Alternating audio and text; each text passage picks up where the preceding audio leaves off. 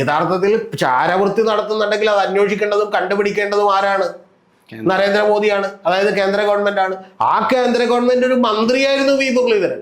ആ മുരളീധരന് ഇത് കണ്ടുപിടിക്കാൻ പറ്റിയില്ല. മുരളീധരനും കെ സുരേന്ദ്രനും കൃഷ്ണദാസും മറ്റേ റെയിൽവേ ബോർഡിന്റെ മെമ്പറാണ്. അപ്പൊ അത്തരത്തിലുള്ള ആളുകളൊക്കെ കൂടിയെന്ന് ഈ വന്ദേ ഭാരത് പ്രൊമോട്ട് ചെയ്യാൻ വേണ്ടിയിട്ട് ഇവരെ വിളിച്ചു വരുത്തി എന്ന് പറഞ്ഞാൽ പിന്നെ പറയണതിൽ വല്ല കാര്യമുണ്ടോ?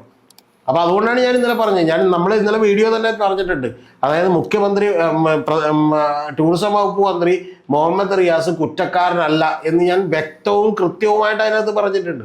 അപ്പൊ ആ കാര്യം എടുത്തു കഴിഞ്ഞതിന് ശേഷമാണ് ഈ മുരളീധരന്റെ കാര്യമൊക്കെ പൊന്തി വന്നത്. ഇനി അതേപോലെ ശിവലി അടുത്തൊരു കാര്യം കൂടി മനസ്സിലാക്കണം.